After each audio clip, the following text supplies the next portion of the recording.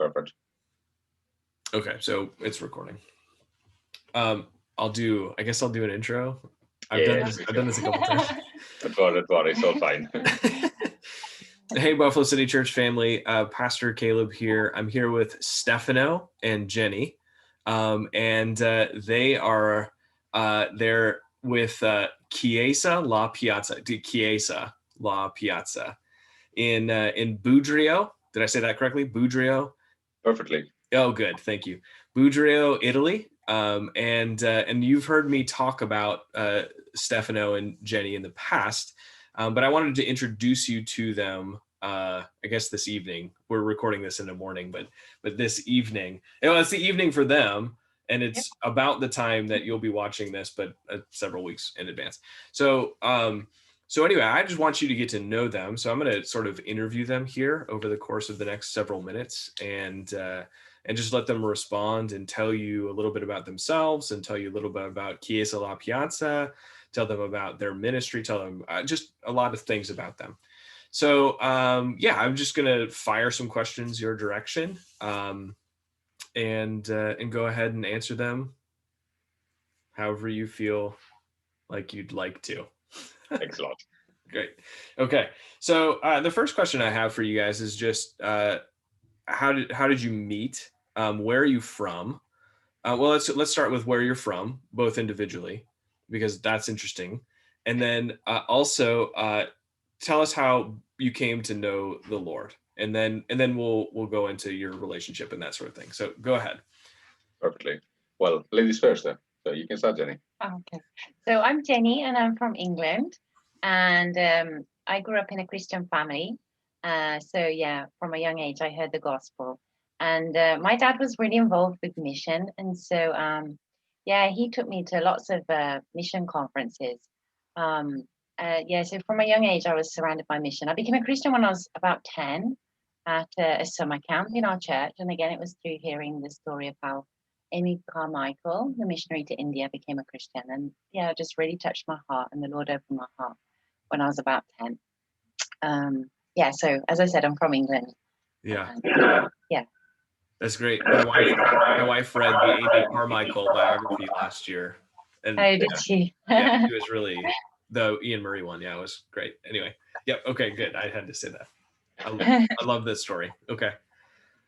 Whereas, I'm Stefano. I'm Italian. I'm from Bologna, which is a city where Budrio is one now nearby.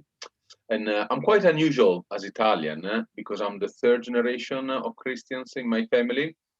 So really, I don't have any direct experience of Roman Catholicism. I grew up in a Christian family. So the first Christian in my family was my great-grandmother, and she became a Christian during the Second World War, and really was in a moment when an American missionary came with an evangelistic tent in OM in Mantua, in the north of Italy, where she was from, and preached the gospel, and she responded really immediately. And then she started to reach out my father. So my grandparents never became Christian, but my father, became a Christian through his grandma. And then, I grew up in a Christian family. The Lord called me when I was a teenager, and I was baptized when I was 18. And from the beginning, really, I got involved in church and started to really serve as much as I could. That's awesome. So Jenny's from England. You're from Italy. So talk about how you met. Talk about your relationship. How long have you been married? Go ahead. So I was, like I mentioned, I was serving at the church since I was late teen and then early 20s. And in that time, the pastor of my church really encouraged me to further my biblical knowledge. And so I started attending a Bible school in Italy. And I really enjoyed that. And then eventually I realized if I want to have a proper training, I had to do in English. Because in Italy, still, we don't have many commentaries. We didn't have any theological books by then. And so I made a big step of learning English first in the UK and then go to a Bible college near Cardiff. And there is where I met Jenny. Yeah, so I was there as well because I just finished my teacher training and I taught for 2 years. But as I said, my dad often took me to missionary meetings. So I really knew that there was such a need in the world, for missionaries and for people who would take the gospel. And so after I finished my teacher training and I got a bit of experience, I went back to studying. I went to Bible college, and I was there, and I was just really praying that the Lord would show me where He wanted me to go and what He wanted me to do. And so it kind of became clear because I met Stefano, and then the rest is history, as they say. Yeah, it's quite interesting because our first date was in a mosque. Was where? In a mosque. Because Jenny's doing Islamic studies. Okay. And then they were encouraged to go, and they had a kind of agreement with the mosque to go to see kind of service. Well, that's not correct word, but and I knew it was not in a safe area, and so I said, "Oh, I'll come with you." And I was also interested on the topic of Islam, and then I became interested also in Jenny. Yeah. That's our first date. It's quite unusual, that too. Yeah. How long have you guys been married? What year was that? Okay, Jenny got the years because I always get the wrong dates. We got married in 2006. Okay. Yeah. Okay, so you've been married for 15. Yeah. Coming up on 15. Years. Yeah, coming up 15. That's right. Yeah. Yeah.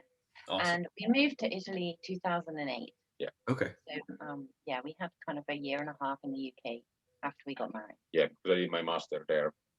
You were finishing up school and okay. Yeah. Good. And so talk about moving then back to Italy and how that looked, or for Jenny for the first time moving to Italy. Talk about how that looked and what drew you back, and then ultimately planting the church and those sorts of things. Yeah. Next steps. So basically, I came back to my home church, and because I was sent by them to be trained. So I started as a kind of assistant pastor, and then I became the pastor of the church. Was a church with a Brethren background, so I was kind of the full-time elder. And in that time, also I started teaching with a group of other pastors in the Bologna area, all the Porterbrook material, what is now Crosslands. Mm-hmm. And so I always had the view of being involved in a church plant. I thought it will happen later on in my time. But then really we got to see the need, and also we had the idea of moving and buying a house in an area where we could afford, also where there were no other Christians. And so we bought our house in the Budrio area, really thinking to do a church plant there. Yes, so there were a few other Christian families from the church where we were at, San Lazzaro, and then from another church in Bologna. And so, that was we moved in 2010, and we kind of gradually got to know people in the community. And so we were kind of ready to start in 2013, 2014, with a small group of believers. So there was one lady that had been converted, the daughter of our neighbor. So she'd never attended any church. She was waiting for Budrio to start. So that was really exciting. We did Bible studies in her kitchen. So kind of the church started in the kitchen of this lady, our neighbor. And then so some other families joined us from these two churches, the church where we were before and this other church in Bologna. Yeah, it was really an exciting time because often in Italy, churches are starting out of division and not out of vision. So it was really good to have this project between these two existing churches and really been spurred to think about church planting. So we started working of setting adults. So we had two contacts right from the beginning. This lady Jenny was mentioning, and another man from my previous church that he became a Christian in that time, living and working already in Budrio. So as soon as he heard the word of Budrio for the church plant, he wanted to immediately be part of. And so we had two contacts and becoming Christians at the same time when the church was planted. Yeah. So that's kind of like sort of the next question that I have is just joys, challenges, early stages of church planting. So this is 2010, is that what you said? So we moved in 2010, and then the church started. So we did kind of overlap between the previous church and the church plant. Okay. And the first service was on December 2013. Oh, okay. So you were that this was all building up. So early stages then of planting. Yeah. Kind of in between two places. So talk about some of the joys and the challenges I guess maybe think a little bit more about your context, and because you're obviously in a very different. Over the course of the last several months, as we've had a relationship, we've talked about how there are so many things that are similar between Budrio and Jamestown, North Dakota, but then also there's a lot of differences. Also, like the one that comes to mind is being labeled or just categorized as a cult in Italy, and that shouldn't scare any of us. It just is the reality that you have a state church and we don't. So, but talk about some of the challenges contextually. So maybe some of the things that you ran into in those early stages, and then some of the joys and the way that you saw God work in those. Well, something I think was really strategic in the way in which the Lord called us. Again, coming from a pastoring an existing church with all the kind of everything setting up, and then we gradually realizing that we spend so much time with Christians and basically nothing with non-Christian. And so that was the life of the church in that time. So having the opportunity of starting a church from scratch in the grounds, and then moving from a city to a rural context was very different. Because then eventually we realized that we were kind of popular, because we live in a small village next to Budrio. So actually our village is only 3,000 people. And so we realized quite soon, Jenny was the second English living in the town. So it was even funny, it was one before. And we were the first Christian, really, in that small village. So quite initially, people started calling me the priest married with an English lady. And that was the way in which, the old farming folks were kind of labeling me. Yeah, we found that they were all talking about us. We didn't realize. But we started helping out at the local onion fair once a year. And we realized that they all kind of knew who we were, and we didn't know who they were. But they'd clearly been talking about us. And so we realized that it's a really small community. Yeah. And, you have to just be aware that people are watching you. And then something we thought was really important, shaping the church around community.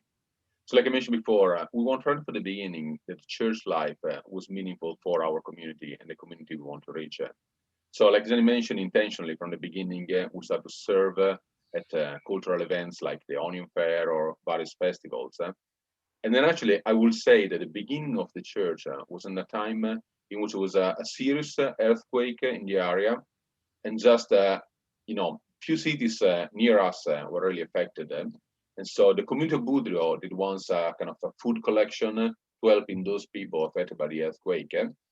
And so one day we volunteered, Jen and I.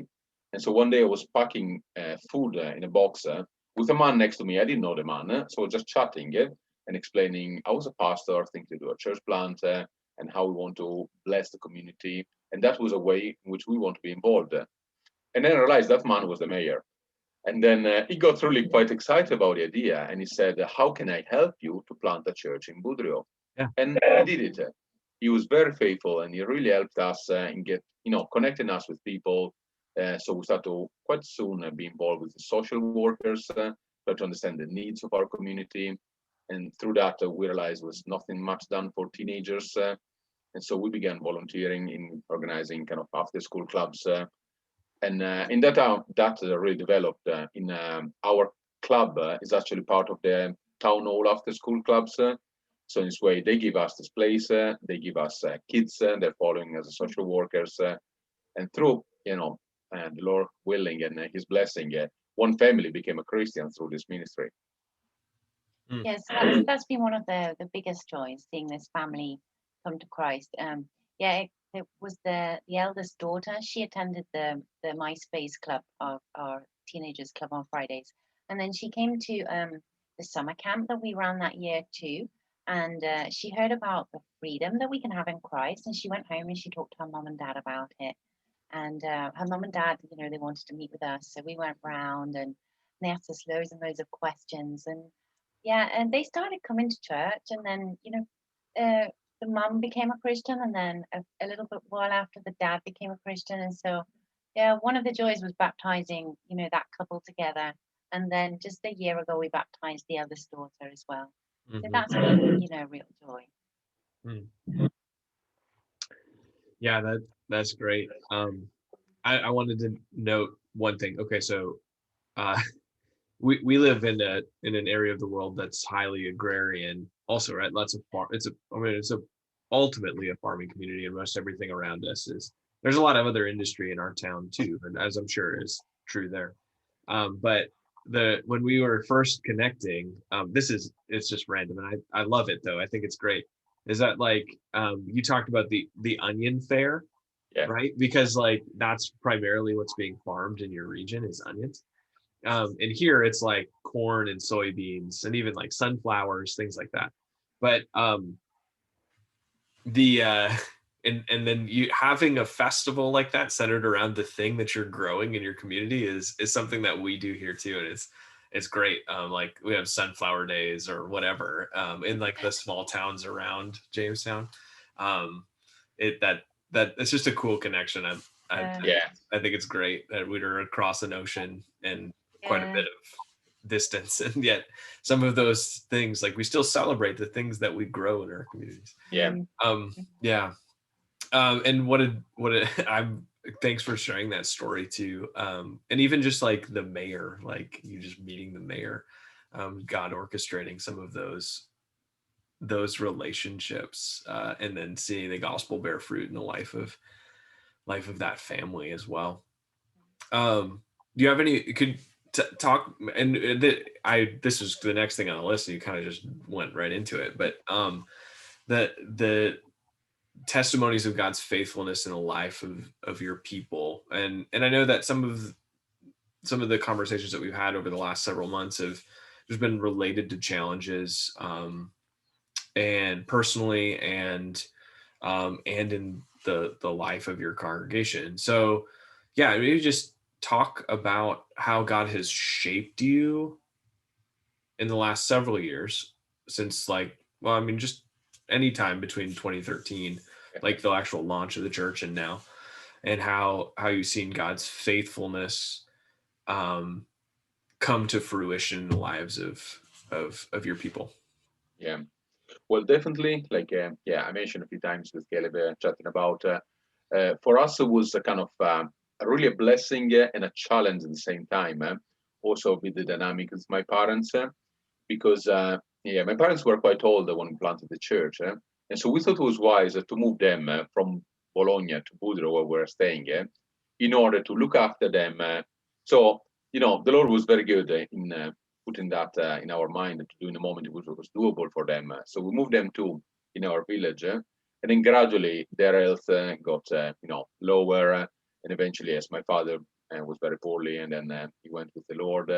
And during the lockdown, so this last one, my mom got dementia, and she got worse and worse till eventually, this February, she passed away and went with her Redeemer. But in that, so it was very challenging for us. We're not ready in that ways, and through the lockdown to look after my mother, we had to take care in our home, and with all those dynamics. So she went a few times in the hospital, all these difficult things. But in that, we also saw the end of the Lord, because initially, we became sensitive to that dynamics. So we got to know, kind of Alzheimer and dementia groups in Budrio.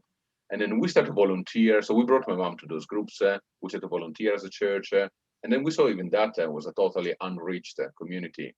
And it was good for the church to be aware of that.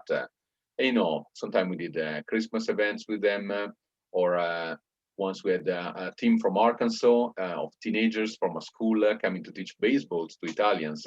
But we brought them too with the elderly. And it was a joy to see that dynamics. And so, we really saw how the Lord could take the most difficult and challenging times also turn into a gospel opportunity. And really, being aware of this need and having the possibility of preaching gospels to them. Yeah, I think. Should I say something? Yeah. Yeah, go ahead. I thought you looked like you had something to add. What should I talk about? For Jesus, grazie, and also Ezio now. Oh yeah. Let's talk about Ezio. So Ezio is was an old man. He became a Christian when he was an old man. He was the next door neighbor of a couple in our church, and they'd been witnessing to him for quite a few years, but he just hadn't wanted to know anything about it. He was a really active man. He worked in the forest, you know, taking down the trees, looking after the plants. He was just a really active guy. But he got diabetes, and he ended up having to have both of his legs amputated, and he went through, I think, about 30 operations. And it was through that when he came out of hospital, finally, he asked his next door neighbor, Giovanni, who's from our church, if he'd give him a Bible. Giovanni had been trying for years to give him a Bible. And yeah, he started reading his Bible. He started reading all the Christian books that Giovanni had given him. And he came to church, and yeah, he came to church for about 3 years. And slowly he came to faith, and we were able to baptize him last year. And he went to be with the Lord just I don't know, 3 weeks ago. Yeah. So it's been really sad. We really miss him, but it's been also such a joy, you know, that he came to know the Lord. And he died when he was 81, so really just the last few years of his life. So he's been a real joy for us. Yeah, obviously there's been lots of things that have been difficult. You know, it's hard terrain here. Like people, it's not that they're coming flocking to hear the gospel. It's hard. Like the people that do come to faith, often they come from South Italy, whereas we're in the north, and northerners are really hard because they're very independent, and they tend to be a bit better off financially, and so they don't feel their need for the gospel at all. Yeah, so that's been hard. Yeah, so we realize really with local people, so the old farming community, people kind of been married with local people. So again, coming from a city to rural, we notice that people are here after many generations, marrying with each other. So it's a really close community. And so I have the right accent coming from Bologna, so I can understand their dialect. I can make jokes on that. So it was easy for me to enter in that. But we really find out that it takes about 2 years from the moment in which you meet someone to then they feel comfortable to be invited for a meal in our house. And so sometimes we realize we speed up too much and we kind of ruined it because we invited them too soon. Yeah. And so yeah, Jenny got really wise. We invite them now for a coffee or an ice cream no, outside. In our house, in the coffee bar, and that's okay. Yeah. Yeah. I think that's really interesting because there's a lot of similarity in our culture too, because we're a long ways away from a major population center. If we would consider Fargo down the road or Bismarck down the road to be like the closest population center, those are 100 miles away ish. And so our community it's similar. Like there's a lot of what I want to say is like people are private, right? They're they have their life, they have their rhythm, they have the way that they've done things for a long time, and sometimes that makes the ground a little tougher to break up, right? Like you said, like in the South or even in a city. We had a church planner with us last Sunday night, which is now several weeks if we're watching this. Like and he said they planted a church in a town of 2,600, I think 2,800. That's closer to Fargo. Mm-hmm. But he said when you plant a church in a city, everyone is like, or at least there's a group of people who are there who are like, wow, that's new and exciting. Let's go check it out. Yeah. We plant a church in a rural area. It's like, what are those weirdos doing over there? Yeah. What are they up to, and why are they here? And that's one of the great, and I'm glad that you mentioned that too, Stefano, is just the recognition that you have the right accent and the way like you fit in because you're from a adjacent town, and just the way that there's engagement that can happen. But even then, like you're doing something that's so different that everyone was talking about you before before you're like, I don't know who these people are. I remember when we were here, one of the first weeks we were here, when we moved to town, like there was a gentleman who stopped me in the park and was like, "You look like a church planter."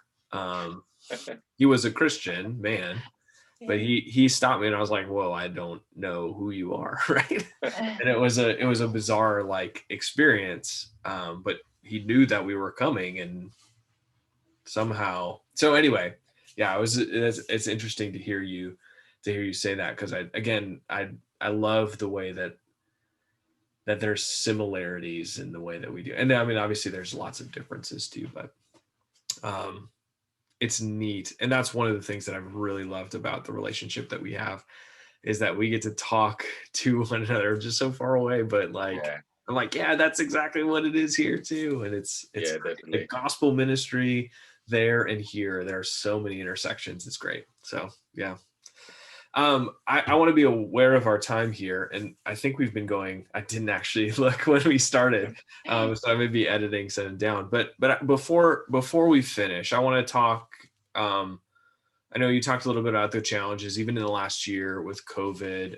But would you guys just give us a handful of ways that we can be praying for you as a church? And we'll publish those in like our weekly email, and we'll publish those in with our people who are either watching this. And we're actually probably going to take some time right now to pray for you as a congregation when we're watching this. But yeah, give us a handful of ways, one that we can pray for you guys, the two of you, and then how we can pray for the church as well, and maybe specific people too, however the Lord directs your heart in this moment to ask for prayer. Thanks. Well, I would say for us personally, like I mentioned, the last 2 years were really challenging for us because of the health of both my parents, and then they passed away quite one after the other, but in a very intense way.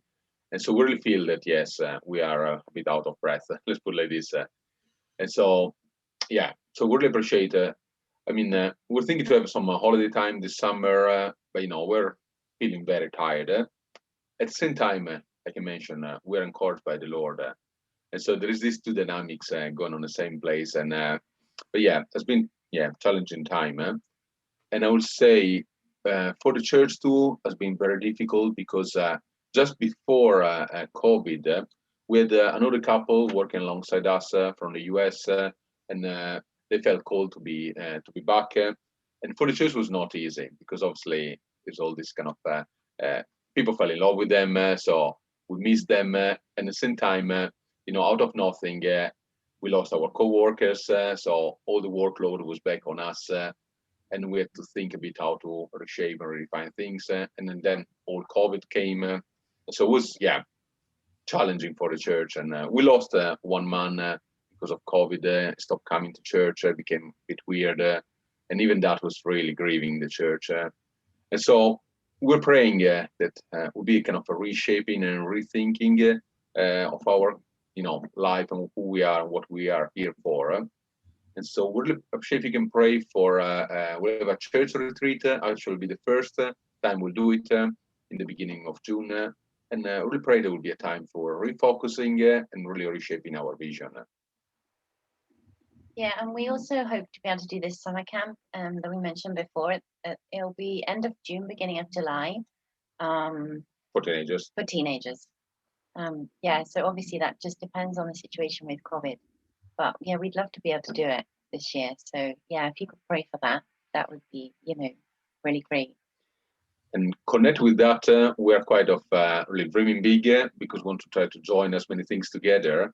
So we're praying that for the Sunday, that will be the end of the camp, where we invite all the parents and families, we want to do an open air service in the park.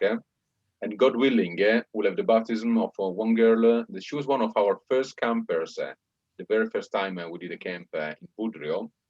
And then she kind of backslid, the family moved away. And then recently, through COVID, she came back to the Lord. And we're doing at the moment that we're finishing baptismal classes. So it will be great to have a summer camp, Sunday outreach for parents, and a baptismal service on the same Sunday. So yeah, really appreciate praise for that. Yeah, absolutely. We'll be praying for all of those things. And when we log off, obviously, again, it's May 4th now. We're going to be watching this on the 23rd. So if there's other things that come up in the next 19 days, email me and we'll publish those for our people too. Love to do that. You guys stick around. I'm gonna do a talk to you later thing.